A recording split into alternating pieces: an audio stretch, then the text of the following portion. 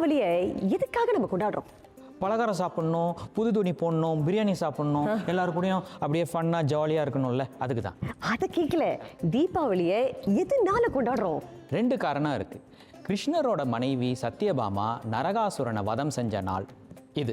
சரி. இன்னொரு காரணம், வனவாசம் முடிஞ்சு ராமரும் சீதையும் அயோத்திக்கு திரும்பி வந்து பட்டாபிஷேகம் பண்ண நாளும் இதுதான். அடேங்கப்பா, தீபாவளிக்குள்ள இவ்வளவு விஷயங்கள் அடங்கியிருக்கா? ஆமாம் அலிமா, சிங்கப்பூரில் நம்ம எல்லா பண்டிகைகளையும் ஒன்றா சேர்ந்து தான் கொண்டாடுறோம். அதே மாதிரி தீபாவளியும் நம்ம எல்லாரும் ஒன்றா சேர்ந்து தான் கொண்டாட போகிறோம். உண்மைதான் வேல், பல்லாயிரம் ஆண்டுகளா தீபாவளியை நம்ம கொண்டாடி தான் இருக்கோம். ஆனா கடந்த 60 ஆண்டுகள்ல பாத்தீங்கன்னா தீபாவளி கொண்டாட்டங்கள் நிறையவே மாறி இருக்கு. கண்டிப்பா அலிமா, அந்த மாற்றங்களை பத்தி பேசுறதுக்கு தானே நம்ம 3 தலைமுறையினர் இங்க வர வச்சிருக்கோம். அவங்க கிட்ட பேச போறோம், பல விஷயங்கள் கத்துக்க போறோம். நேற்று என்பதை கற்றறிவோம், இன்று என்பதை புரிந்துணர்வோம், நாளை என்பதை தெளிந்து கடப்போம். இது நேற்று இன்று நாளை தலைமுறைகளின் குரல். நேற்று என்று சொல்லும் பொழுது பல நினைவுகள் கொண்ட பொழுது, பகலினை இரவுகள் தழுவிய கனவுகள் மறக்க கூடுமா? இன்று உருமாறும் தடுமாறும் கவிப்பாடும் மறைந்திடும் நிஜமே, தெளிந்திடும் நிழலே மறக்க கூடுமா? நாளை என்ற நாளை நாம் காண விரைந்தோமே, காலம் என்ற மாய நேரில் மறைந்தானே, மறக்க கூடுமா?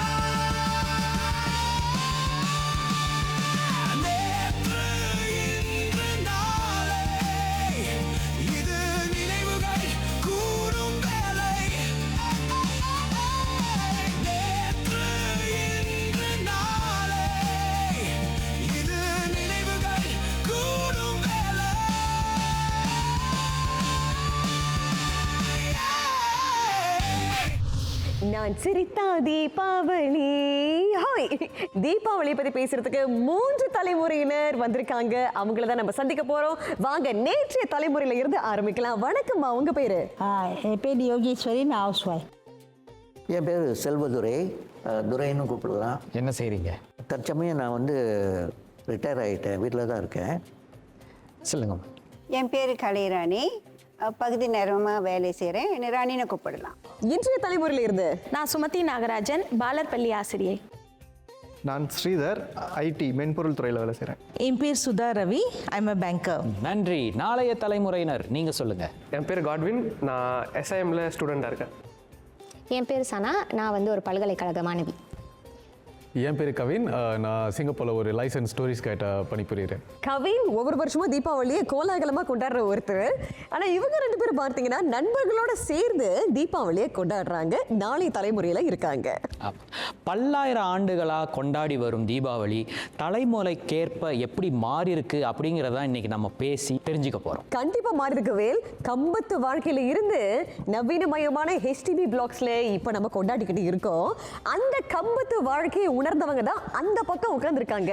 நேற்றைய தலைமுறையில இருந்து நம்ம ஆரம்பிக்கலாமே. அதிகபட்சமா தீபாவளியை கொண்டாடினது நீங்க தான்.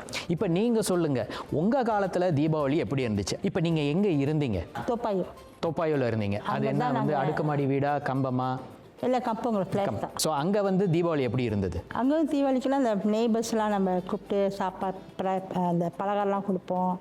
அப்போ நாங்களும் அதை அவங்க வீட்டுக்காரருக்கு அவங்க வீட்டுக்கு நாங்கள் வைப்போம். சரி சார், நீங்கள் சொல்லுங்கள் சார், நீங்கள் எங்கே இருந்தீங்க? நான் வந்து ஆரம்ப காலத்தில் 60லேருந்து ஆரம்பிக்கிறேன். கோட்ரஸ், அதாவது நேவல் பேஸில் இருந்தோம். அங்கே வந்துட்டு நாங்கள் எங்கள் அப்பா என்ன செய்வார், எண்ணெய் தலைக்கு சீயக்காய் எல்லாம் வச்சு தேய்ச்சி விட்டுருவார்.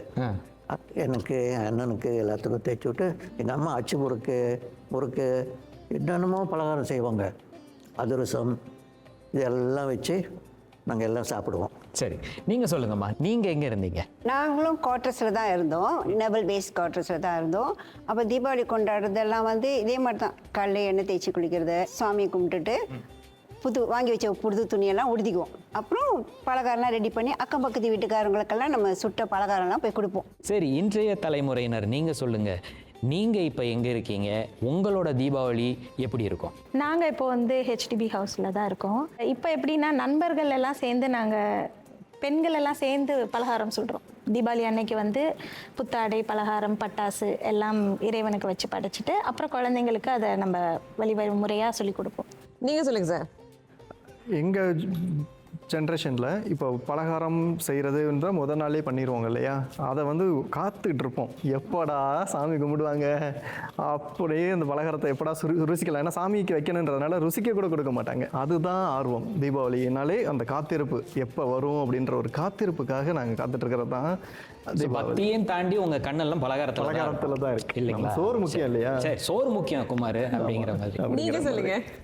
நாங்கள் தீபாவளி ஒரு வாரத்துக்கு முன்னாடியிலேருந்தே ஆரம்பிச்சிருவோம். ஷாப்பிங் போகிறதுலேருந்து பலகாரம் பண்ணுறது, லேடிஸ் எல்லாருமே சேர்ந்து டிஸ்கஸ் பண்ணி உங்கள் வீட்டில் என்ன பண்ணுறீங்க, எங்கள் வீட்டில் என்ன பண்ணுறோன்றது பார்த்து. அதுலேயே ஒரு போட்டியா? போட்டி கண்டிப்பாக இருக்கும். ஏன்னா எங்கள் வீட்டில் நிறைய பண்ணுறோமா, உங்கள் வீட்டில் நிறைய பண்ணுறோமா. ஆனால் ரொம்ப ஹெல்த்தியான போட்டி அது.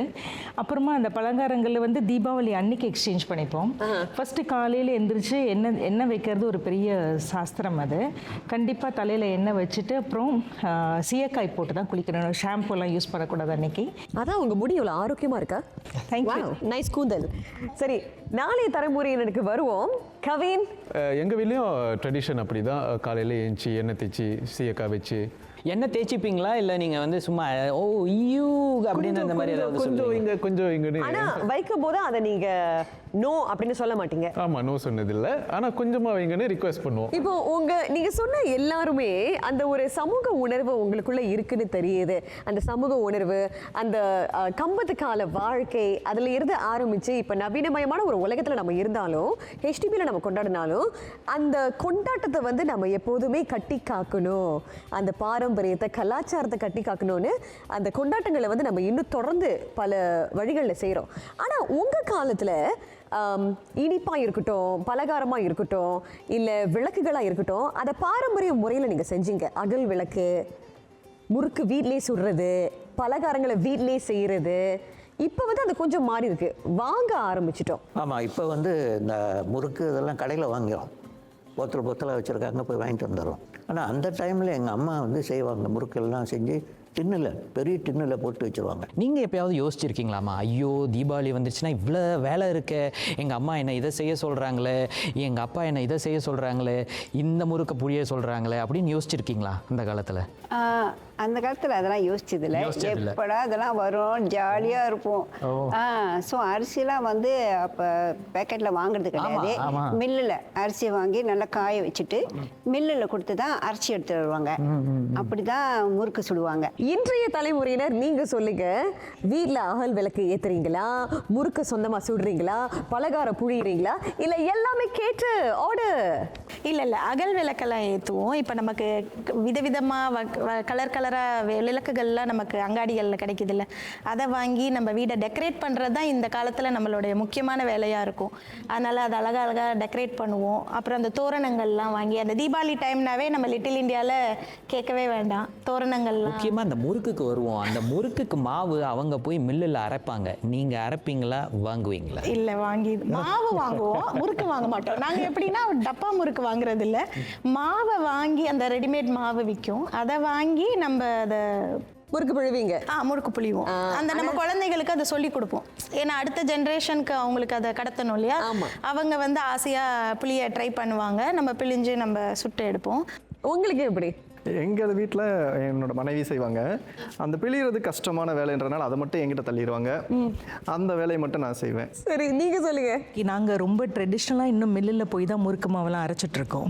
அப்புறம் அகல் விளக்கெல்லாம் கண்டிப்பாக ஏற்றுவோம். தீபாவளினாலே கலர்ஃபுல்லான ஒரு பண்டிகை இல்லையா, ரங்கோலி பெருசாக போடுவோம். ரங்கோலியில் வந்து அகல் விளக்கெல்லாம் வச்சு, அப்புறம் அந்த அங்கே இருக்கிற செவர் மேலெல்லாம் அகல் விளக்கு வைப்போம். இது 3 நாளைக்கு கண்டினியூஸாக வைப்போம் நாங்கள். சரி, இப்போ நம்ம நாளைய தலைமுறைக்கு வருவோம். நீங்கள் 2 பேரும், அதாவது உங்களை பொறுத்தவர் மட்டிலும் தீபாவளிங்கிறது உங்கள் நண்பர்கள் எப்படி அதை கொண்டாடுவாங்கன்னு நினைக்கிறீங்க? ஃபர்ஸ்ட் வந்து அவங்க சாமி கும்பிடுவாங்கன்னு நினைக்கிறேன். அதுக்கப்புறமா கடையில் ஸ்வீட் வாங்கிட்டு அப்புறமா நாங்கள் போவோம். மதியானமாக அப்படி போய் லன்ச் ஒன்றா வாழை எல்லாம் வச்சு, அதுக்கப்புறமா வந்து பலகாரங்கள்லாம் சுற்றி வச்சு ஒரு நல்ல ஒரு பாண்டிங் இருக்கும். தீபாவளினா எந்த அம்சம் உங்களுக்கு ரொம்ப பிடிக்கும்? பட்டாசு கொளுத்துறது தான்.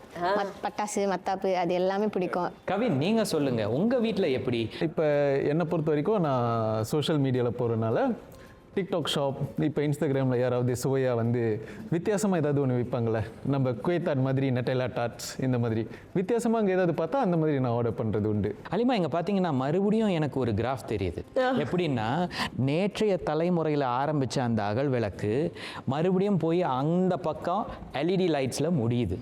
அதே மாதிரி இங்கே ஆரம்பித்து நாங்கள் வீட்டில் செய்வோம் அப்படின்னு சொன்னாங்க, அங்கே போய் நாங்கள் வெளியில் வாங்குவோம் அப்படின்னு சொல்கிறாங்க. ஸோ இதுலேருந்து இந்த தலைமுறையினருக்குன்னே ஒரு மாறுதல் இருக்கு இல்லையா, அது அப்பட்டமாக என் கண்ணுக்கு தெரியுது. அதே நேரத்தில் இந்த சென்ஸ் ஆஃப் டுகெதர்னஸ் அப்படின்னு சொல்கிறாங்க இல்லையா, அந்த சமூக உணர்வு, ஒற்றுமையாக கொண்டாடுறது, அது மாறி இருக்குன்னு நீங்கள் நினைக்கிறீங்களா? நேற்று தலைமுறையினர் நீங்கள் சொல்லுங்கள்.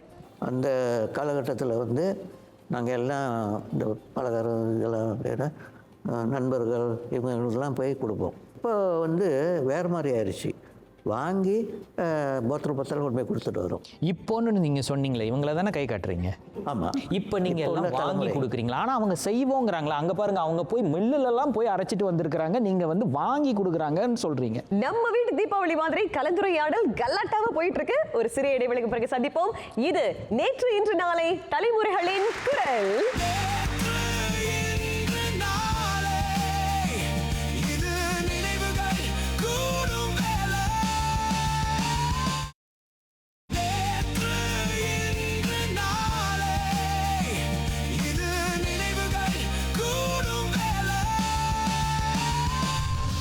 இப்போ இந்த ஒற்றுமை அப்படின்னு சொல்லும்போது தீபாவளி கொண்டாட்டங்களில் அந்த காலத்தில் பார்த்தீங்கன்னா எல்லாருமே அந்த கம்பத்து வாழ்க்கை, எல்லாரும் ஒன்றா கூடி அந்த இரவு முழுவதும் வந்து மத்தாப்பு கொளுத்துறதா இருக்கட்டும், பலகாரங்களை பகிர்ந்து கொடுக்கறதா இருக்கட்டும், இது எல்லாமே அவங்க ரொம்ப சகஜமாக செஞ்சாங்க. ஆனால் இப்போ நம்ம ஹெச்டிபி வாழ்க்கையில் வாழ்கிறோம் இல்லையா, அந்த ஒரு ஒற்றுமை குறைஞ்சிருச்சு நீங்க நினைக்கிறீங்களா? இல்லை, நிச்சயமா இல்லையா? இல்லை, எனக்கு தெரிஞ்சு இப்பயுமே நம்ம வந்து எல்லாரும் ஒற்றுமையாக தான் நம்ம இருக்கணும்னு நினைக்கிறோம்.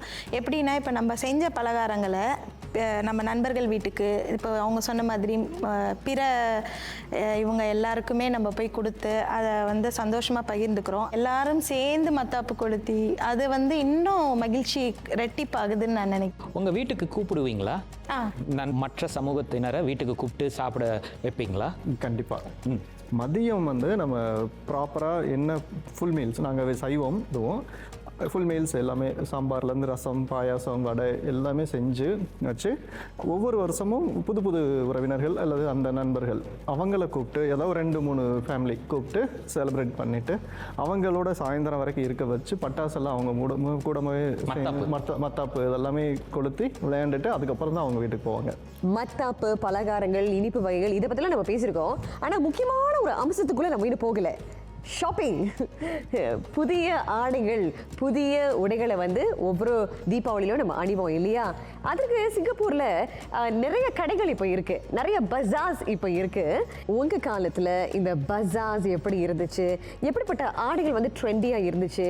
இப்போ ஐஸ்வர்யா ராய் ஒரு ஆடையை போட்டு வந்தாங்கன்னா அதே ஆடையை நான் வாங்கணும். ஏன்னா எனக்கு ஞாபகம் இருக்கு, சந்திரமுகியில் நம்ம ரஜினிகாந்த் போட்ட அதே ஜிப்பாவை ஆண்கள் போடணும் சொல்லிட்டு எல்லாரும் விரைந்து போய் வாங்க போயிட்டாங்க. இந்த மாதிரி உங்க காலத்துல தான் அந்த ட்ரெண்ட் வந்து சினிமா ட்ரெண்ட் கொஞ்சம் மேலோங்கி இருந்துச்சு நான் நினைக்கிறேன். எங்களுடைய காலத்துல வந்து இந்த திரைப்படங்களை நம்ம சார்ந்து நிறைய பார்க்கறதுனால அந்த ஹீரோ இல்லைன்னா ஹீரோயின் அவங்க போட்ட உடைகள், அந்த படம் முக்கியமா ஹிட் ஆச்சுன்னா அந்த படத்தின் பேர்ல வர அந்த சாரீஸ் அதெல்லாம் ரொம்ப ஃபேமஸா இருக்கும். வாங்கிருக்கீங்களா? நான் வாங்கியிருக்கேன். நடிகையுடைய சாரீலாம் நீங்க வாங்கிருக்கீங்க? சிம்ரன் ஒரு காலத்துல அவங்க அந்த சாரீஸ் வந்து ரொம்ப ஃபேமஸா இருக்கும் அவங்களோடது. அப்புறம் இப்போ ரீசெண்டாக வந்து நயன்தாரா அவங்களோட சாரீஸ்லாம் அவங்க கட்டியிருக்காங்களோ இல்லையோ படத்தில் தெரியாது நமக்கு, ஆனால் அவங்க பேர் சொல்லி அந்த சாரீ விற்பாங்க. விற்பாங்க இல்லைன்னா அந்த திரைப்படம் பேர் வச்சு நமக்கு விற்கும். அதாவது ஹலிமா, இந்த காலத்தில் மட்டும்னு நான் ஒத்துக்க மாட்டேன். ஏன்னா நீங்கள் சொல்லுங்கள் சார், எனக்கு தெரிஞ்ச வரைக்கும் இது வந்து காலங்காலமாக தொட்டு வர்ற ஒரு விஷயம். அதாவது எம்ஜிஆர் வந்து ஒரு விதமான ஷர்ட் போட்டிருந்தா அதை டேலர் பண்ண சொல்லியிருப்பாங்க. அந்த காலகட்டத்தில் இப்போ 60 சொல்லுங்கள் ஆரம்பிக்குது. இந்த உடுப்பு இப்போ எம்ஜிஆர் படம் வந்துச்சுன்னா அந்த உடுப்பு தைச்சி விற்பாங்க சில நேரங்களில் கடைகளில் தீபாவளி நேரத்தில். ஆமாம், சரோஜா தேவி வந்து இந்த மாதிரி ப்ளவுஸ் போட்டிருந்தாங்க, அந்த மாதிரி வேணுங்க, அந்த மாதிரி பாவாடை சட்டை வேணும், அந்த மாதிரி ஏதாவது அந்த காலத்துலேருந்து இருந்திருக்கா இல்லை இந்த காலத்தில் மட்டும்தானா? இல்லை, அந்த காலத்தில் இருந்திருக்கு. நம்ம வீட்டில் கூட மோஸ்ட்லி அந்த சரோஜா தேவி சரோஜா தேவி தான். ஆமா, அந்த அந்த புடவைங்க blouse-லாம் இந்த படகொட்டி படகொட்டி. பாத்தீங்களா இப்ப நேற்று தலைமுறையும் இன்றைய தலைமுறையும் வந்து அவங்க சொன்ன கருத்து ஒருமித்தமா தான் இருக்கு. ஆனா நாளைய தலைமுறையினர் பாத்தீங்கன்னா ரொம்ப சிம்பிளான ஜெனரேஷன் சொல்லலாம். அவங்க கேபாப் ஜெனரேஷன். நீங்க செய்வீங்களா அந்த மாதிரி? இந்த ஹீரோ போட்ட சட்டை தான் எனக்கு வேணும், ஜிப்பா தான் எனக்கு வேணும்னு எப்போவாது கேட்டிருக்கீங்களா? கேட்டதே இல்லையா? நீங்க என்ன மாதிரி சட்ட துணி எடுப்பீங்க? சமூக வலைத்தளங்கள், அதாவது சோஷியல் மீடியாவில் சர்ச் பண்ணி இப்போ சோஷியல் மீடியா இன்ஃப்ளூயன்சஸ் எதை வந்து நல்லதுன்னு சொல்கிறாங்களோ அதை மட்டும் தான் வாங்குவீங்க. அவங்க ரெக்கமெண்ட் பண்ணுறதாகட்டும், இல்லை என்னோட ஃப்ரெண்ட்ஸ் ஏதாவது போஸ்ட் பண்ணியிருந்தாங்கன்னா. பார்த்தீங்களா ஹலிமா, சூப்பர் ஸ்டாரில் ஆரம்பித்து சோஷியல் மீடியா இன்ஃப்ளூயன்சஸ் ஆயிட்டாங்க எல்லாரும். அதுவும் இவங்க ரொம்ப ப்ராக்டிக்கல் நான் நினைக்கிறேன். நடைமுறைக்கு ஏற்ப அந்த ஆடைகளை வந்து அவங்க அணிவாங்க. அது பல விழாக்களுக்கு போட்டு போக கூடிய ஒரு ஆடையா இருக்கும். இப்போ அவர் ஒரு ஆடை எடுக்கிறாருன்னா அது தீபாவளிக்கு மட்டும் இருக்காது. அதே ஆடையை கல்யாணத்துக்கு போட்டு போகலாம், ஒரு விசேஷத்துக்கு போட்டு போகலாம், இல்ல ஒரு கொண்டாட்டம் வருது அந்த கொண்டாட்டத்துக்கு நம்ம போட்டு போகலாம். ஏன்னா அவங்களை பொறுத்த வரைக்கும் பல முறை நம்ம பயன்படுத்தக்கூடிய ஒரு ஆடையை நம்ம வாங்கினோம்னா அந்த ஆடைக்கு ஒரு மதிப்பு இருக்கு. ஒரே முறை மட்டும் நம்ம பயன்படுத்திட்டு அலமாரியில் 2 வருஷம் வச்சோம்னா எதுக்கு? தூசி தான் தட்டும். சரி, இன்றைய தலைமுறையினர் நீங்க சொல்லுங்க, நீங்க என்ன வாங்குவீங்க தீபாவளிக்கு? கண்டிப்பாக பட்டுப்புடவை வாங்குவோம். பட்டுப்புடவை வாங்குவோம். அது ரொம்ப இம்பார்ட்டன்ட்னு நினைப்போம். தீபாவளி அன்னைக்கு பட்டு கட்டுறது ரொம்ப நல்லதுன்னு சொல்லுவாங்க. அப்புறம் சின்ன பிள்ளைங்களுக்கு வந்து இப்போ பொண்ணாக இருந்தால் லெஹெங்கா செட்டு, இப்போ சுடிதார்லாம் நம்ம மார்க்கெட்டில் கிடைக்குது, தீபாவளி சந்தையில் கிடைக்கிது இல்லையா, அங்கே போய் வாங்குவோம். எல்லாம் ஒரு வாரம் முன்னாடியே ஆரம்பிச்சிருவோம் ஷாப்பிங் எல்லாமே. அப்புறம் ஆண் பிள்ளைகளுக்கு வந்து குர்தா பைஜாமா. நீங்கள் என்ன சார் வாங்குவீங்க? நான் சின்ன பிள்ளையா இருக்கும்போது நான் அப்படி கேட்டேன்னா எங்கள் அப்பாட்ட அடிதான் இல்லை, இப்போ யார் போட்டதை கேட்பீங்க? இப்போ நான் போடுறது ஸ்ரீதர் போடுறது தான் கேட்பேன். நான் போட்டிருக்கேன். நான் வந்து மற்றவங்களை பார்த்து இன்ஃப்ளூயன்ஸ் ஆக மாட்டேன். எனக்கு என்ன பிடிக்குதோ, எனக்கு என்ன வருமோ அதுதான் நான் போடுவேன். பட்ஜெட் ஒரு கவுண்ட்ல வருமா? பட்ஜெட் 20 வெள்ளிக்குள்ள ஒரு ஷர்ட் வாங்கணும். 5 வெள்ளிக்குள்ள, 5 வெள்ளி கிடைக்காது இருந்தாலும் 20 வெள்ளிக்குள்ள ஒரு பேண்ட் வாங்கணும். அந்த மாதிரி கண்டிப்பாக பட்ஜெட் ஒரு கன்ஸ்ட்ரைன்ட் இருக்கு. ஆனால் அதுதான் அவங்க சொன்ன மாதிரி ஒரு உடை வந்து பல உபயோகத்துக்கு உபயோகிக்க போகிறோம் அப்படின்னா அது வந்து நம்ம வாங்கலாம். ஒரு தடவை நம்ம வர்த்தா வாங்கலாம். காஸ்ட்லியான ட்ரெஸ் வாங்குறது தப்பு இல்லை. இதே கேள்வியை பொதுமக்கள் கிட்ட கேட்டிருந்தோம். தீபாவளிக்கு என்னெல்லாம் நீங்க வாங்குவீங்கன்னு அவங்க என்ன சொன்னாங்க தெரிஞ்சுக்கலாம் வாங்க. தீபாவளிக்கு என்னெல்லாம் வாங்கியிருக்கீங்க? தீபாவளிக்கு எப்போதும் போல் பட்டாசு, புது துணி, பலகாரம், அப்புறம் வீட்டில் சில பலகாரம் செய்வோம். ஸோ அதுக்கு ஏற்ற ஜாமான் எல்லாம் வாங்கியிருக்கோம். வீடு டெக்கரேஷனு, அப்புறம் லாஸ்ட் மினிட் அந்த ஷாப்பிங்கு, சட்டைகள், அப்புறம் ஜுவல்லரி எல்லாமே வாங்குவோம். மெயினாக துணி தான் வாங்க போகிறேன். முக்கியமாக வந்து துணி வாங்க போகிறேன். உடுப்பு அந்த மாதிரி. தீபாவளி புது சட்டை, இம்பார்ட்டண்ட்டாக புது சட்டை, அப்புறம் சில பலகாரங்கள். இப்போ வாங்கி இருக்கிறது வந்து வீட்டு குஷன் உரைக, அப்புறம் ஜன்னல் துணிகள், அப்புறம் மற்றது வந்து டெக்கரேஷன் பொருட்கள் அந்த மாதிரி வாங்கியாச்சு. இனிமேல் வாங்க போகிறது வந்து என்னென்ன சமைக்கிற பொருட்கள், மசாலா அந்த மாதிரி வாங்கலான்னு பிளான் பண்ணி வச்சுருக்கிறேன். தீபாவளிக்கு 2 வாரத்துக்கு முன்னாடி எல்லா பர்ச்சேஸ்லாம் நாங்கள் ஸ்டார்ட் பண்ணிட்டோம். முறுக்கு, இந்த மாதிரி பலகாரம், அதிரசம், உருண்டை, எல்லா பலகாரம் எல்லாத்தையும் வாங்கியாச்சு. அப்புறம் வந்து துணிமணிகள் குழந்தைங்களுக்கு எல்லாமே வாங்கி ரெடி பண்ணியாச்சு. எல்லாருமே வந்து டெக்கரேஷன்ஸை வாங்கணும், வீட்டு அலங்கரிப்பு பொருள்களை வாங்கணும் அப்படின்னு சொன்னாங்க. ஸோ இப்போ நீங்கள் சொல்லுங்கள், இன்றைய தலைமுறையினர் நீங்கள் வந்து வீட்டுக்குண்டான பொருட்கள், டெக்கரேட்டிவ் ஐட்டம்ஸை வந்து நாங்களே செய்வோங்க அப்படின்னு ஏதாவது இருக்கா? ஒரு சில விஷயங்கள் நாங்கள் செய்வோம். மாயிலை தோரணம், அது நமக்கு ஈஸியாக கிடைக்கும். நம்ம என்னென்ன மாதிரி பொருட்கள் வாங்குவீங்க? நமக்கு இப்போ இந்த அட்டை படங்கள்ல விளக்குகள் மாதிரிலாம் நிறைய விற்கிது. தீபாவளி அட்டை படங்கள் வாங்குவீங்களா? நம்ம கிரீட்டிங் கார்ட்ஸ்னு சொல்றீங்க. கிரீட்டிங் கார்ட்ஸ் இல்லை, அந்த நம்மளுடைய சிவரில் சரி அது மாதிரி நம்ம வாங்கி ஓட்டுவோம். அப்புறம் colour ribbons like things. So வீட்டை நல்லா டெக்கரேட் பண்ணால் குழந்தைங்களுக்கு அதை பார்க்க மகிழ்ச்சியாக இருக்கும். சரி, வாழ்த்து அட்டை அப்படின்னு சொல்லும் போது ஒரு காலத்துல உறவினர்கள்லாம் அவங்க வீட்டுக்கு வந்து வாழ்த்து அட்டை அனுப்புவாங்க.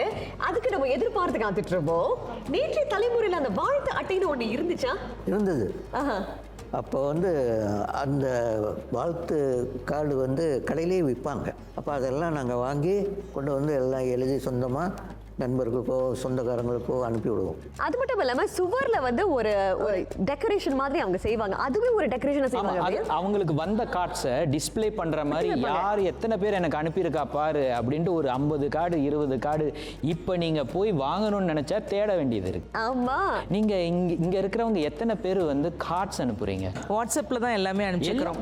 டிஜிட்டல்ல அவ்வளவு விதவிதமா கலரா வாட்ஸ்அப்ல வருது இல்லையா நமக்கு ஃபார்வர்டட் மெசேஜ். எப்படி கடிதம் எழுதும்போது கடிதத்தில் இருக்கிற ஒரு சுவை, கடிதத்தில் இருந்த சொல்கிறது எல்லாமே ஒரே ஒரு விஷயந்தான், இருந்தாலும் அதில் இருந்த ஒரு சுவை இப்போ இருக்கா? வாட்ஸ்அப்பில் அனுப்பும்போது நீங்கள் சொல்கிற மாதிரி அந்த சுவை இல்லை, கண்டிப்பாக இல்லை. ஏன்னா எல்லாருக்கும் அனுப்பிடுறோம். ஒருத்தங்களுக்கு ஸ்பெஷலாக அட்டையை அந்த காலத்தில் அனுப்பிச்ச மாதிரி இப்போ இல்லை. வாழ்த்து அட்டை குறைஞ்ச மாதிரி இப்போ இந்த பஜார்ஸ்லாம் குறைஞ்சிருச்சு பேர். இப்போது நீங்கள் ஒரு இடத்துக்கு போய் பார்கெயின் பண்ண முடியாது, பேரம் பேச முடியாது. உங்களுக்கு ஒரு ஆடை வேணும்னா நீங்கள் போய் வாங்கலாம், நீங்கள் வாங்கலைன்னா அவங்க பாட்டுக்கு அடுத்த கடையை நோக்கி போப்பான்னு சொல்லிடுவாங்க. சரி, இப்போ நேற்று தலைமுறை நீங்கள் சொல்லுங்கள், உங்கள் காலத்தில் இந்த பஜார்ஸ்லாம் எப்படி இருந்துச்சு? நிறைய புதிய கடைகள்லாம் வரும் இல்லையா, தீபாவளிக்காகவே வரும். எப்படி இருந்துச்சு உங்கள் காலகட்டத்தில்? ரொம்ப சிறப்பாக செய்வாங்க. இப்போ நான் வந்து நேவல் பீச்லேருந்து கம்பத்துக்கு வந்தப்போ அங்கே வந்து திடல் இருக்கும், பாதைகள் இருக்கும், ரோடு பக்கத்தில் நிறைய இடங்கள் இருக்கும். அங்கே எல்லாம் லேலம் போட்டுருவாங்க. ஓ, ஃபுல்லாக லேலம் போட்டுருவாங்க. லேலம் போட்டு எல்லா பலகாரத்துலேருந்து. எவ்வளோ நாள் இருக்கும் அது? அதாவது ஒரு வாரத்துக்கு முன்னாடியா இல்லை ஒரு மாதம் இருக்குமா? எப்படி எவ்வளோ நாள்? ஒரு மாதம் வரைக்கும் இருக்கும். ஒரு மாதத்துக்கு பஜார் இருக்கும். ஆமாம். சரி, உங்கள் காலகட்டத்தில் எப்படி? உங்கள் காலகட்டத்தில் இருந்திருக்கோன்னு நான் நினைக்கிறேன். முதல் நாள் ஷாப்பிங் நல்லா இருக்குமே. நைட் டைம் முதல் நாள் வந்து அவங்களே குறைச்சிடுவாங்க. ஏன்னா அவங்க கொண்டு வந்த அந்த பொருட்கள் விற்கப்படணுன்றதுக்காக. அப்போ நம்ம நிறைய பேர் இப்போல்லாம் நம்ம என்ன பண்ணுவோம்னா அந்த முதல் நாள் ஷாப்பிங்க்கு போவோம். அன்றைக்கி நம்ம போனோம்னா எல்லா பொருளுமே விலை கம்மியில் நம்ம வாங்கிடலாம். அதனால் அங்கே பார்கெயினுக்கே நமக்கு வேலை இல்லை. அவங்க என்ன ரேட் சொல்கிறாங்களோ அது நம்மளுடைய எக்ஸ்பெக்டேஷனை விட கம்மியாக இருக்கும். அதாவது அந்த காலத்தில் அவர் சொன்னார் எங்கே பார்த்தாலும் இருக்கும் அப்படின்னு சொன்னார். ஆனால் இப்போ எங்கே பார்த்தாலும் அதை பார்க்க முடியுமா அப்படிங்கிற ஒரு கேள்வி இருக்குது. ஆனால் கண்டிப்பாக ஒரு இடத்துல பார்க்க முடியும். ஸ்ரேங்கன் ரோட்டில் பார்க்க முடியும் இல்லைங்களா, லிட்டில் இந்தியாவில் பார்க்க முடியும். அங்கே முன்ன இல்லாத அளவு இப்போ ஜெகஜோதியாக இருக்குது. 1989 ஆரம்பித்த இந்த ஒளியூட்டு விழா அது அந்த காலத்தில் வந்து பெருமாள் ரோடு வரைக்கும் தான் இருந்திருக்கு. ஆனால் இப்போ லெவெண்டர் ஸ்ட்ரீட் ஜங்ஷன் வரைக்கும் போயிருக்கு அப்படிங்கிற ஒரு விஷயம் நமக்கு எத்தனை பேர் தெரியும் சொல்லுங்க? அந்த அளவுக்கு அவங்க எக்ஸ்டெண்ட் பண்ணியிருக்காங்க.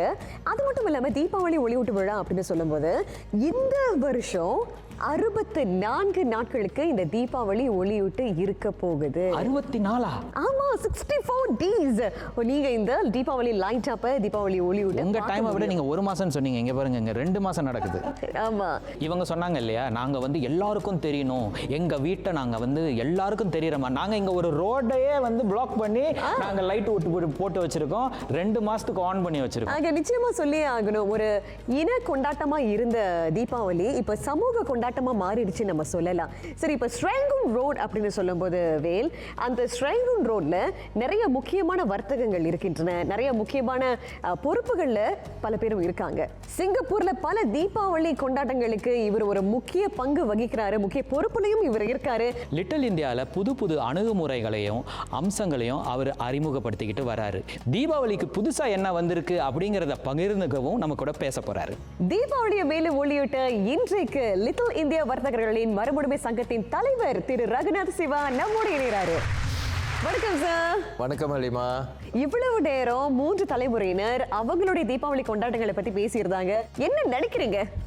அவங்க சொன்னது எல்லாம் உண்மைதான். இப்போ அவங்க காலத்தில் எப்படி கொண்டாடினாங்கன்னு சொன்னாங்க, இப்போ தற்போது அவங்க எப்படி கொண்டாடுறாங்கன்னு சொல்கிறாங்க. நம்ம இளைய தலைமுறையை நீங்கள் பார்த்தீங்கன்னா அவங்க எப்படி கொண்டாடுறாங்கன்னு சொல்கிறாங்க. ஸோ நீங்கள் பார்த்தீங்கன்னா எல்லாமே நடக்கிறது தான் சொல்லிக்கிட்டு இருக்காங்க.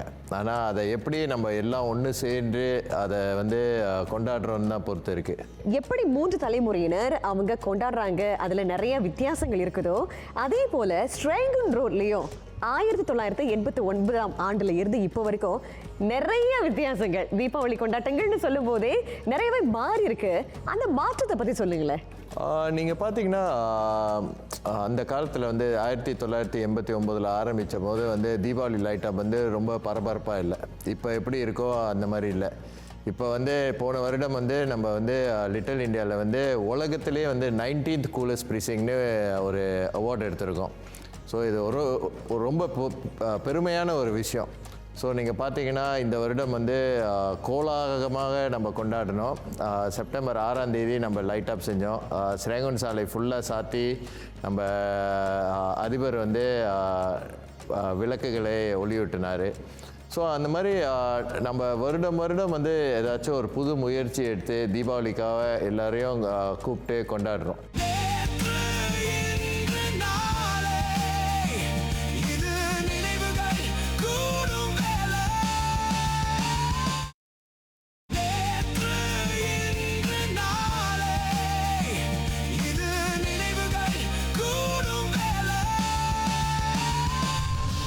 குறிப்பா இந்த வருஷம் SG 60 அப்படின்னு சொல்றோம் இல்லையா, அதை முன்னிட்டு ஏதாவது ஒரு புதிய அம்சத்தை நீங்க புகுத்திருக்கீங்களா? நிச்சயமாக நீங்கள் பார்த்தீங்கன்னா இந்த வருடம் SG 60க்காக தான் நம்ம பெரிய அளவில் நம்ம வந்து முதலாக வந்து ஸ்ரேங்கன் சாலையை சாத்தி நம்ம ஒளியூட்டு விழாவை செய்திருக்கிறோம். சார் உங்ககிட்ட ஒரு கேள்வி கேட்கணும். அதாவது இந்த ஐடியேஷன் அப்படின்னு சொல்லுவாங்க, ஒவ்வொரு வருஷமும் ஒவ்வொரு தீம் எடுத்துக்கிட்டு வரீங்க, அதுவும் யூனிக்காக இருக்குது, நாங்கள் பார்க்காத ஒரு விஷயமா இருக்குது. எப்படி இதை பிரெயின் ஸ்டார்ம் பண்ணுறீங்க, எப்படி யோசிக்கிறீங்க, எப்படி புது புது அம்சங்களை கொண்டு வரீங்க? இது எப்படின்னா வந்து நம்மளுக்கு ஒரு எக்ஸ்கோ டீம் இருக்குது, அதில் 23 பேர் இருக்காங்க. ஸோ எல்லோரும் வந்து நம்ம உட்காந்து டிஸ்கஸ் பண்ணோம். ஸோ இந்த தீபாவளி முடிந்த கையோட உடனே நம்ம வந்து அடுத்த வருட தீபாவளிக்கு ஆலோசனைகளை போட ஆரம்பிச்சிடும். மக்கள்கிட்ட நீங்கள் என்ன சர்வே மாதிரி நடத்துவீங்களா? சர்வேலாம் நடத்துறதில்ல, பொதுவாக நம்ம மக்கள்கிட்ட பேசி நம்ம கேட்போம், உங்களுக்கு என்ன பார்க்க ஆசைப்படுறீங்க, பிள்ளைங்கள்கிட்ட முக்கியமாக பிள்ளைங்கள்கிட்ட கேட்போம். ஸோ நம்ம வந்து வருடம் பொங்கல் விழா இந்த மாதிரி விழா செய்யும் போது நிறைய பள்ளிக்கூடங்களை நம்ம கூப்பிடுவோம். ஸோ இந்த பள்ளியிலேருந்து வர பிள்ளைங்களுக்கு நம்ம கேட்போம், நீங்கள் என்ன பார்க்க ஆசைப்படுறீங்க, புதுசாக என்ன செஞ்சால் உங்களுக்கு பிடிக்கும். ஸோ அந்த மாதிரி பிள்ளைங்களை அவங்களுக்கு கற்றுக் கொடுக்கறதுக்கும் நம்ம வந்து எனேபிள் பண்ணுறோம். தீபாவளி ஒளியூட்டு விழா அப்படின்னு சொல்லும்போது அந்த ஒளியூட்டு விழா மட்டும் இல்லை, அதற்கு முன்னால நிறைய நடவடிக்கைகளையும் நீங்கள் நடத்தி இருந்தீங்க. அந்த நடவடிக்கைகளை பற்றி சொல்லுங்களேன். நிறைய எக்கச்சக்கமான நடவடிக்கைகள் செய்தோம். ஒன்று வந்து பஸ் டூர் செய்வோம். ஆர்ச்சர்ட் சாலையிலேருந்து பிக் பஸ் டூர், அந்த ஓப்பன் டாப் பஸ்ஸில் வந்து மக்களை அழைச்சிட்டு வந்து ஃபுல் ஸ்ரேங்கன் சாலையை சுற்றி காமித்து விட்டு ரேஸ்கோர்ஸ் ரோட்டில் இறக்கி விடும் ஒரு சாப்பாடு கடையில் சாப்பிட்றதுக்கு. அது வந்து ஒரு 2 வாரத்துக்கு ஓடும்.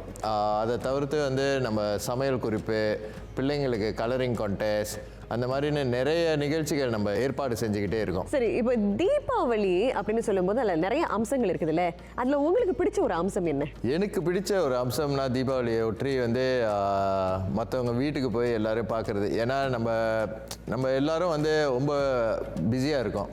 நம்ம வேலை, நம்மளோட பொறுப்புகள், பிள்ளைகள், அவங்களோட ஸ்கூல், அதனால் ஸோ வருஷத்தில் ஒரு வாட்டி வந்து எல்லார் வீட்டுக்கும் போய் எல்லாரையும் வந்து சந்திக்கிறதுல எனக்கு ரொம்ப மகிழ்ச்சியாக இருக்கும். சரி, இப்போ தீபாவளி அப்படின்னு சொல்லும் போது அந்த நிறைய மாற்றங்களை கண்டிருக்கு இல்லையா, நீங்க இந்த விஷயத்தை நான் ரொம்ப மிஸ் பண்றேன், ரொம்ப ஏங்குறேன், இது திரும்ப வந்துச்சுன்னா நல்லா இருக்கும்னா அது எது?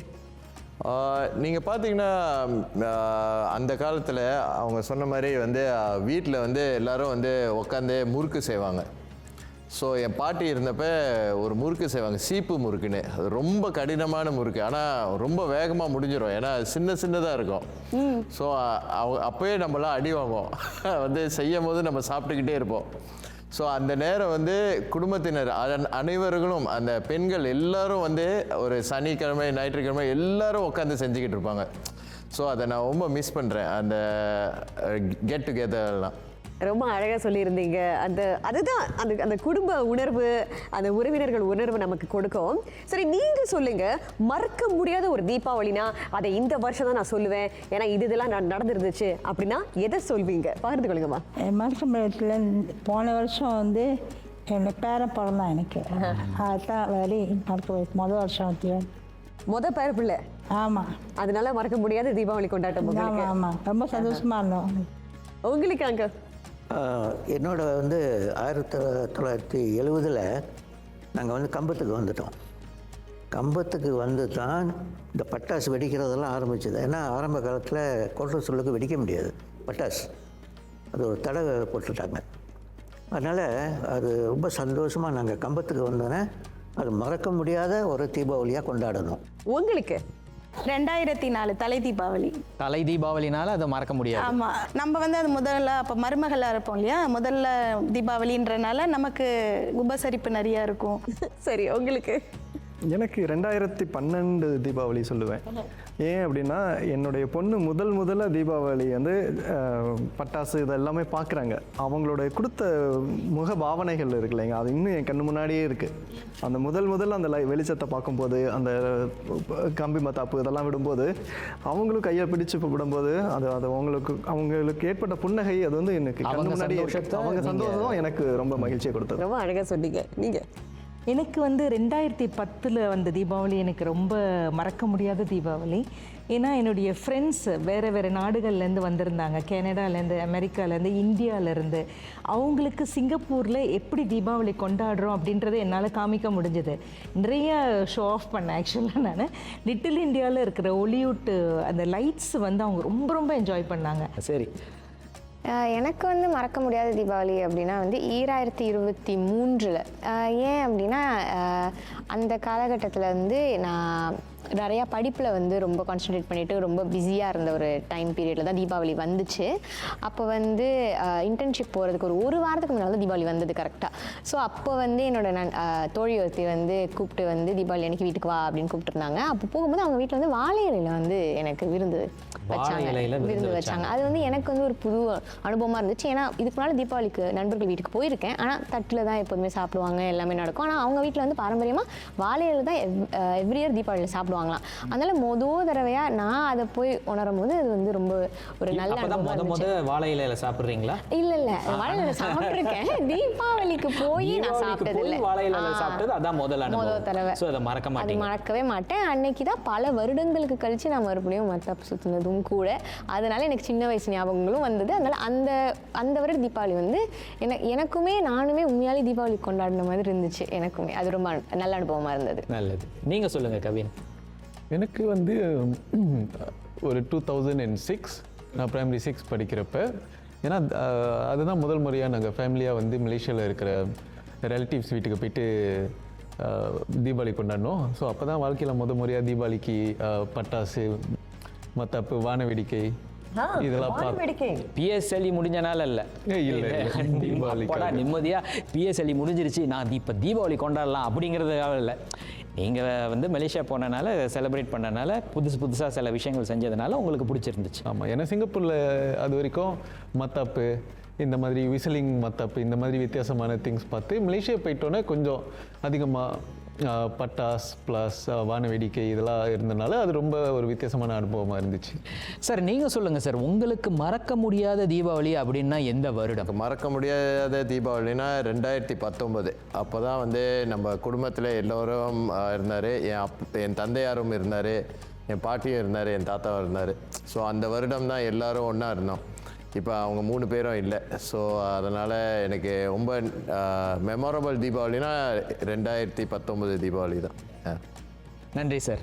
அதாவது இதே கேள்வியை தான் நாங்கள் வந்து மக்கள்கிட்ட கேட்டிருந்தோம். உங்களுக்கு மறக்க முடியாத தீபாவளி அப்படின்னா எதை சொல்லுவீங்க, எந்த வருடத்தை சொல்லுவீங்கன்னு.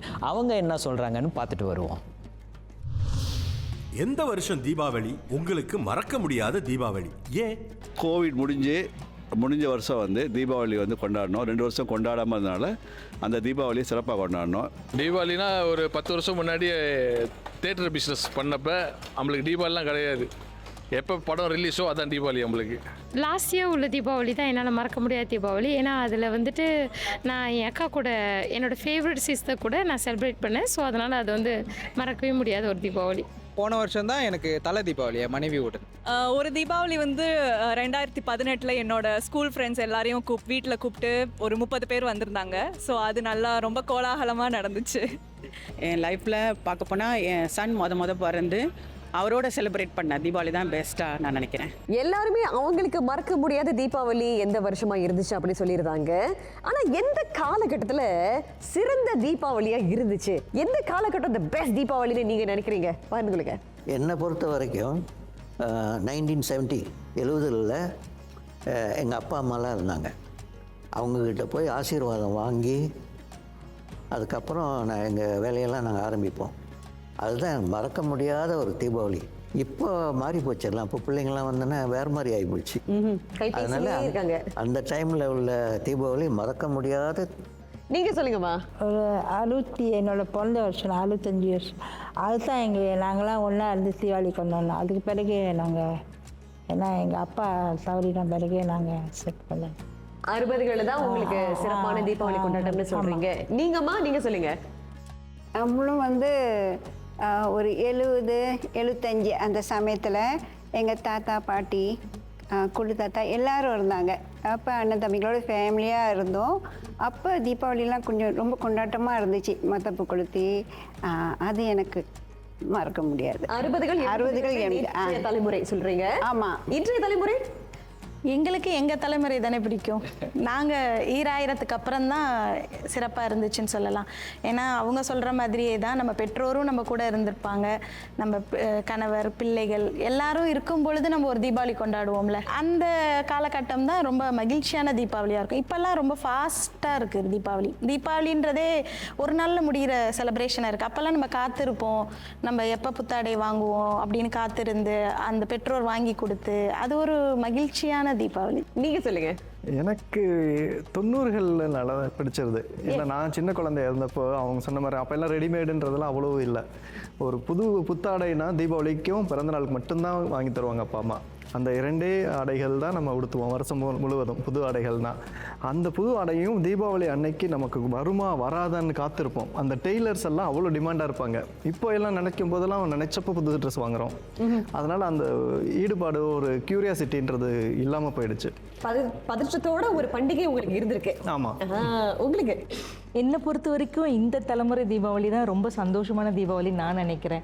ஏன்னா நாங்கள் பழமையும் இன்னும் காப்பாற்றிக்கிட்டு வரோம், இப்போ இருக்க புதுமையிலையும் நாங்கள் பழகிட்டு வரோம். இப்போ சாயந்தரம் தீபாவளி அன்னைக்கு ஈவினிங் ஒரு கெட் டுகெதர்லாம் வைப்போம். அதுலெல்லாம் ரொம்ப மகிழ்ச்சியாக இருக்கும். ஸோ இந்த தலைமுறை தீபாவளி தான் பெஸ்ட்டுன்னு நான் சொல்லுவேன். இந்த தலைமுறை நீங்கள் என்ன சொல்கிறீங்க? அதாவது எந்த காலகட்டத்தில் தீபாவளி சிறப்பாக இருக்குது அப்படின்னு நினைக்கிறீங்க?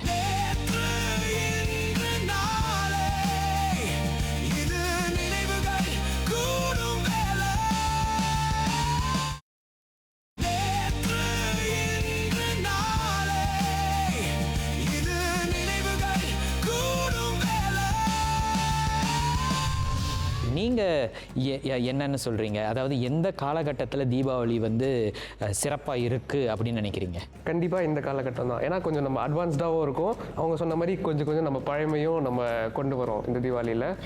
ஸோ நம்ம ரெண்டுத்தையும் பேலன்ஸ்டாக யூஸ் பண்ணுறதுனால ஸோ இந்த காலகட்டம் தான் நல்லா இருக்குன்னு நான் சொல்லுவேன். பேலன்ஸ்டாக இருக்குது. நீங்கள் சொல்லுங்கள். நான் 2010 முதல் சொல்லுவேன். அந்த காலகட்டத்தில் தான் நான் ஒரு சின்ன சிறுமியாக தீபாவளி கொண்டாடினேன் இல்லையா. அப்போ நிறைய தொடக்கப்பள்ளி விடுமுறையில் தான் தீபாவளி அடிக்கடி வரும். ஸோ விடுமுறை காலத்திலேயே கொண்டாட்டத்தை சேர்ந்து கொண்டாடுறது எனக்கு ரொம்ப மகிழ்ச்சி தரும் ஒரு விஷயமாக இருந்தது. அதனால் அந்த காலகட்டங்களில் நல்லா இருந்ததுன்னு நான் சொல்லுவேன். கவின், நீங்கள் சொல்லுங்கள். என்னை பொறுத்த வரைக்கும் இப்போ தற்போது இருக்கிற இப்போ தான் தீபாவளி எப்படி மாறிக்கிட்டு வருதுன்னு நாங்கள் பார்க்குறோம். ஸோ சின்ன வயசுலேருந்து எப்படி தீபாவளி அவங்களா சொன்ன மாதிரி பார்த்துருக்கோம். ஸோ இப்போ வருது நியூ இனோவேஷன்ஸ், நிறைய ஷோஸ், நிறைய பஜார்ஸ், எக்ஸ்போஸ், இந்த மாதிரிலாம் வித்தியாசமாக இனோவேட் பண்ணிக்கிட்டு இருக்கிறப்ப அதெல்லாம் பார்க்குறதுக்கு இன்னும் இன்ட்ரெஸ்டிங்காக இருக்குது. சார் நீங்கள் சொல்லுங்கள் சார், எந்த காலகட்டத்தில் தீபாவளி சிறப்பாக இருந்துச்சு அப்படின்னு நீங்கள் நினைக்கிறீங்க? என்ன கேட்டிங்கன்னா எனக்கு நிறைய காலகட்டம் இருக்குது. எனக்கு பிடித்த காலகட்டம் 80களில். ஏன்னா அப்போ நம்ம சின்ன பிள்ளைகளாக இருந்தோம், எந்த கவலையும் இல்லை. ஆனால் இப்போ உள்ள காலகட்டம் ஏன் பிடிச்சிருக்குன்னா நம்ம இப்போ தீபாவளியில் ரொம்ப ஈடுபட்டிருக்கோம். தீபாவளினா நம்மளால தான் தீபாவளியே நடக்குதுன்னு சொல்லலாம், லிட்டில் இண்டியாவில். ஸோ அந்த பொறுப்பு இருக்கிறதுனால நம்ம ரொம்ப ஈடுபாடு இருக்கிறதுனால நம்ம எனக்கு ரொம்ப பிடிச்சிருக்குன்னு சொல்லலாம். நம்மளால் மக்களுக்கு என்ன ஒரு கோலாட்டமான தீபாவளி கொடுக்குறோன்னு அந்த சந்தோஷம் நம்மளுக்கு இருக்குது. அதுதான் சார். ஒரு 2-3 வார்த்தைகளை எங்கள்கிட்ட நீங்கள் பகிர்ந்துக்கணும். அதாவது இந்த கடைசி நிமிஷம் ஷாப்பிங் கேம்பல் லேனில் அந்த ஏரியாவில் எப்படி இருக்கும்? எப்படி இருக்குன்னா அங்கே இருந்திருக்கிறீங்களா அந்த நேரத்தில்? நிச்சயமா நான் வருடம் தீபாவளி அன்னைக்கு முதல் நாள் அன்றே நான் இருந்திருக்கேன். லாஸ்ட் மினிட் ஷாப்பிங் சில பேர் யோசிப்பாங்க அந்த லாஸ்ட் மினிட் ஷாப்பிங் போனால் விலை குறைச்சிட்டு கொடுப்பாங்க. அதெல்லாம் முந்தி அந்த காலத்தில் லேலோங்னு சொல்லுவாங்க, அதெல்லாம் செய்வாங்க. ஆனால் இப்போது இருக்கிற காலத்தில் அதெல்லாம் யாரும் செய்கிறதில்ல. ஏன்னா இப்போ ஜாமான் இருக்குது, அவங்க நினைக்கிறாங்க வந்து இது விற்கலைன்னா வந்து என்ன பண்ண போகிறாங்கன்னு. ஆக்சுவலி அதை வந்து ரீசைக்கிள் பண்ணுவாங்க, இலவசமாக டொனேஷனுக்கு கொடுத்துருவாங்க. இல்லாட்டி வந்து அவங்க அடுத்த வருடம் திருப்பி எடுத்துகிட்டு வந்து அதே பொருட்களை விற்பாங்க. ஸோ இந்த கான்செப்ட் வந்து அதை லேலோங்களை கொடுப்பாங்க, அதெல்லாம் உண்மை இல்லை. இன்றைக்கு நீங்க தீபாவளி ஒளியூட்டு விழாவில் இருந்து கொண்டாட்டங்கள்ல இருந்து அதுவும் நீங்க முக்கிய பங்கு வகிக்கிறீங்க. நீங்க இல்லாம தீபாவளி ஒளியூட்டு விழாவே இல்லை, அதை பத்தி பேசியிருந்தீங்க. அதே நேரத்தில் தீபாவளி கொண்டாட்டங்கள் எவ்வளவு மாறி இருக்குன்னு ரொம்ப அழகா பகிர்ந்து கொண்டீங்க. இந்த நாள்லயும் நம்மோட வந்ததுக்கு ரொம்ப நன்றி. இவங்கள மாதிரி தான் நானும் தீபாவளியை என்னுடைய நண்பர்களோட கொண்டாடுறேன். எனக்கும் ரொம்ப வித்தியாசமான ஒரு தீபாவளியாக ஒவ்வொரு வருஷமும் அமையும். ஆனால் குறிப்பாக அண்மை காலகட்டத்தில் பார்த்தீங்கன்னா அந்த தீபாவளி அன்று நேர்களோட கொண்டாடுறது வந்து எனக்கு ரொம்ப வித்தியாசமாக இருக்கும். ஏன்னா அவங்க எல்லாருமே வந்து அவங்களுடைய வாழ்த்துக்களை பகிர்ந்து கொள்வாங்க, அவங்க தீபாவளி எப்படி கொண்டாடுறாங்க, அதுவும் அந்த இனிப்பு பலகாரங்கள்லாம் வந்து எனக்கு அனுப்பி வைப்பாங்க. சரி, இதுக்கப்புறம் நமது எதிர்காலம், நமது தீபாவளியின் எதிர்காலம் எப்படி இருக்க போகுதுன்னு நீங்கள் நினைக்கிறீங்க? இதுக்கு அப்புறம் எனக்கு தெரிஞ்சு ரொம்ப தொழில்நுட்பத்தை சார்ந்து இருக்கும் அப்படின்னு எனக்கு வந்து தோணுது. ஒரு மேபி ஒரு 2030 இருக்கலாம். இப்போ வந்து நம்ம இப்போயாச்சும் வந்து நம்ம தொலைபேசி மூலமாக வந்து நம்ம மெசேஜ் அனுப்புகிறோம். இதுக்கப்புறமா இன்னும் என்னென்ன மாதிரிலாம் வரும் அப்படின்னு நினச்சாலே லைட்டாக கொஞ்சம் பதட்டமாக இருக்கு. ஏன்னா இப்போயாச்சும் அது மூலியமாக ஒரு மெசேஜ் அனுப்ப முடியுது. அப்போல்லாம் எந்த விதத்தில் வந்து நமக்கு அந்த வாழ்த்துக்கள் வரும்னே சொல்ல முடியாத மாதிரி இருக்குமோ அப்படின்னு தோணுது எனக்கு. இப்போவே எல்லாரும் ஜென்சி ஸ்லாங்ல பேசுகிறாங்க, பேசுகிற பாதி அப்ரிவேஷன்ஸ் புரிய மாட்டேங்குது. இதுக்கப்புறம் இருக்குமா இல்லையா ஒரு டாட்ல தான் வந்து மெசேஜ் அனுப்புவாங்கன்னு நினைக்கிறேன். அந்த அளவுக்கு மாறி வந்திருக்கு. சரி, நீங்கள் சொல்லுங்க, தீபாவளியோடைய முக்கியத்துவத்தை உங்கள் பிள்ளைகள் நீங்க கத்து கொடுத்துருக்கீங்க அப்படின்னு நினைக்கிறீங்களா? அடுத்த தலைமுறை அதை கடைபிடிப்பாங்கன்னு நினைக்கிறீங்களா? என்னோட பார்வையில் நாம் ஒரு பண்டிகையை அப்பா அம்மா எப்படி பண்ணாங்களோ அதை பார்த்து அப்படியே நம்ம பண்ணணும். அது ஏன் பண்ணாங்க, எதுக்காக பண்ணுறாங்கன்றது நம்ம கேள்வி கேட்கக்கூடிய பக்குவம் இல்லை. ஆனால் இப்போது என்னுடைய பசங்க நான் ஏதாவது ஒன்று சொல்லணும்னா இது இப்படி செய்யணும் அப்படின்னா அது ஏன் அப்படின்னு கேட்குறாங்க. அப்போ அதுக்கு நான் ஒரு கிரவுண்ட் ஒர்க் பண்ண வேண்டியதாக இருக்குது. அந்த பண்டிகை ஏன் பண்ணுறோம், அந்த ஏன் தலைக்கு குளிக்கிறோம், ஏன் எண்ணெய் தேய்ச்சி குளிக்கிறோம், ஏன் சீயக்காய் போட்டு குளிக்கிறோம், இதெல்லாம் எனக்கு தெரிஞ்சாதான் அவங்களுக்கு சொல்லித்தர முடியும். இப்போ உங்களுக்கு தெரியுதா? தெரிஞ்சு நான் படித்து எதுக்காக அதெல்லாம் பண்றோம் அப்படின்னு தெரிஞ்சுக்கிட்டு அவங்களுக்கு சொன்னதுக்கு அப்புறம் தான் அதை ஃபாலோ பண்றாங்க. தெரியாம செய்ய ஆரம்பிச்சீங்க. ஆனா நீங்க பக்குவப்பட்ட பிறகு இதை எல்லாம் ஏன் செய்யறோம்னு தெரிஞ்சுக்கிட்டு அந்த கேள்வியே இப்போதான் அந்த தோணுது. சரியா சொல்லி கொடுத்துட்டோம்னா கண்டிப்பா அது தொடரும். அதை ஏன் செய்யறோம்ன்ற முக்கியத்துவம் தெரிஞ்சா அதை கண்டிப்பா அவங்க பின்பற்றுவாங்க. அது பேருக்கு சம்பிரதாயத்துக்காக பண்ணுறோம் அப்படின்னு நினச்சாங்கன்னா அது பின்தொடர்றது ரொம்ப கடினம் என்னுடைய பார்வையில். அதை ஏன் செய்கிறோம், சம்பிரதாயம் மட்டும் இல்லை அதில் அறிவியலும் இருக்குது அப்படிங்கிறத தெரிஞ்சுக்கிட்டாங்கன்னா அதனுடைய முக்கியத்துவத்தை கண்டிப்பாக அவங்க ஃபாலோ பண்ணுவாங்கன்றது என்னுடைய கண்டிப்பாக. எல்லாமே ஒரு பழக்கம் தானே. இப்போ ஒவ்வொரு வருஷமும் அவங்க பார்க்குறாங்க நீங்கள் என்ன செய்கிறீங்க, எப்படி அதை அவங்க கிட்ட சொல்லி கொடுக்குறீங்க. ஒவ்வொரு வருஷமும் அவங்க பார்க்கும்போது இப்போ உங்கள் வீட்டில் அவங்க ஒரு 25 ஆண்டுகள் இல்லை 30 ஆண்டுகள் அவங்க இருக்காங்க வாழ்கிறாங்கன்னா 30 ஆண்டுகள் நீங்கள் அவங்களுக்கு சொல்லி கொடுத்த அந்த தீபாவளி பழக்கங்கள் கண்டிப்பாக அடுத்த தலைமுறையினர் வந்து செய்வாங்க. ஏன்னா நீங்கள் அந்த ஜஸ்டிஃபிகேஷனோட சொல்லி கொடுத்துருக்கீங்க இதையெல்லாம் ஏன் செய்கிறோன்னு. கண்டிப்பாக இப்போ அந்த தலைமுறை செஞ்சதை இப்போ இந்த மாடர்னைஸ்டாக நம்ம இப்படி செலிப்ரேட் பண்ணுறோம். இன்னும் அடுத்த தலைமுறையினர் அதுலேயும் இன்னும் எவ்வளோ மாடர்னாக பண்ண முடியும் அப்படின்றது ஆனால் கொண்டாடுவாங்கன்றதுல எந்த ஒரு சந்தேகமும் இல்லை. சரி, நம்ம வந்து நாளை தலைமுறையினர்கிட்டே கேட்டுருவோம். அவர் ரொம்ப திண்ணமாக சொல்கிறாரு, நாங்கள் ஏன்னு சொல்லி கொடுத்துட்டோம்னா அவங்க கண்டிப்பாக தொடருவாங்க. இப்போ நீங்கள் சொல்லுங்கள், இந்த கலாச்சாரத்தை ஏன்னு சொன்னதுக்கப்புறம் தொடருவீங்களா? நீங்கள் கடைப்பிடிக்கிறீங்களா? கடைப்பிடிக்க ட்ரை பண்ணுவோம். அதுக்கு தானே இந்த ட்ரெடிஷனே இருக்குது. ஸோ அந்த ட்ரெடிஷனை ஃபாலோ பண்ணாமல் அந்த பண்டிகையே இல்லை. ஸோ நம்மளால் முடிஞ்ச வரைக்கும் எதெல்லாம் இம்பார்ட்டன்ட், முடிஞ்ச அளவு அப்படிங்கிறீங்களே, முடிஞ்ச வரைக்கும் அப்படின்னு இழுக்கிறீங்களே, அப்படின்னா என்ன? அதாவது அவங்க டைமில் ஒரு 5 மணிக்கு எழுந்தாங்கன்னா நம்ம டைமில் ஒரு 6+ கொஞ்சம் லேட்டாக நம்மளுக்கு எது கொஞ்சம் கன்வீனியனாக இருக்கோ அந்த மாதிரி எழுந்திருக்க மாட்டீங்க. எழுந்திருக்க ட்ரை பண்ணுவோம். பகல்லையா? இப்போ 7 மணி நம்ம சொல்றோம்ல, சூரியன் உதிக்கிறதுக்கு முன்னால 1.5 மணி நேரத்துக்கு முன்னால நீங்க எழுந்திருக்கணும் அப்படின்னு. அதை நீங்க கடைபிடிக்கிறீங்களா இல்லை நீங்களே பகல்ல தான் எழுந்திருக்கீங்களா? வீட்டில் கண்டிப்பாக எழுப்பி விட்டு இது வரைக்கும் இல்லை ஏன் எந்திரிக்கணும்னு அவங்க சொல்லி கொடுத்துருக்காங்களா? இல்லை, எழுப்பி சொல்லலை, ஏன் அப்படின்னு சொல்லலை அவங்க. ஆமாம், அந்த என்ன சார் நீங்கள் சொல்லலைங்கிறாங்க? அது எல்லாருமே ஃபாலோ பண்ணுறாங்களான்றது தெரியல. நான் என்னுடைய குழந்தைகளுக்கு சொல்லி தந்துட்டு இருக்கேன். அந்த சூரிய உதயத்துக்கு முன்னாடி பிரதிநிதி உங்களை பேஸ் பண்ணி தான் எல்லாரும் உங்க முன்னாடி தான் வந்துட்டு இருக்காங்க. ஸோ ஆனால் சொல்லி கொடுக்கறவங்களுக்கு நன்றி. சரி, இப்போ தெரியாதவங்களுக்கு நீங்க சொல்லுங்க, ஏன் சூரிய உதயத்துக்கு முன்னாடி எந்திரிக்கணும்? நீங்க சொல்லுங்க, இப்போ எல்லாரும் தெரிஞ்சுக்கிட்டோம். சூரிய உதயத்துக்கு முன்னாடி ஏன் எண்ணெய் தேய்ச்சி குளிச்சு நம்ம தயாராக இருக்கணும் அப்படின்னா, அந்த மாதம் வந்து குளிர் மாதம் அக்டோபரில். அந்த குளிர் மாதத்தில் நம்ம எந்திரிச்சு நம்ம உடம்பை வந்து பக்குவப்படுத்தணும். அப்போ தான் நம்ம அடுத்து வரக்கூடிய இன்னும் குளிர்காலம் கடுமையாக இருக்கும். அதுக்கான ப்ராக்டிஸாக தான் அதை எடுத்துக்கணும். அதை வந்து ஒரு முக்கியத்துவமாக நம்ம பார்க்கணும்.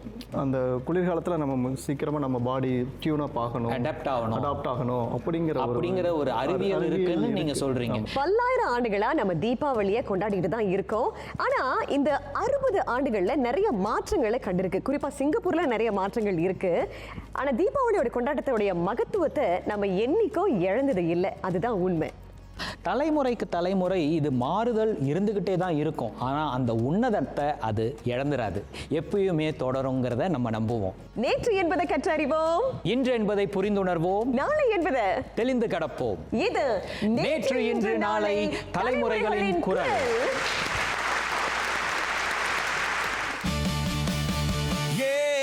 நேற்று என்று சொல்லும் பொழுது பல நினைவுகள் கொண்ட பொழுது, பகலினை இரவுகள் தழுவிய கனவுகள் மறக்க கூடுமா?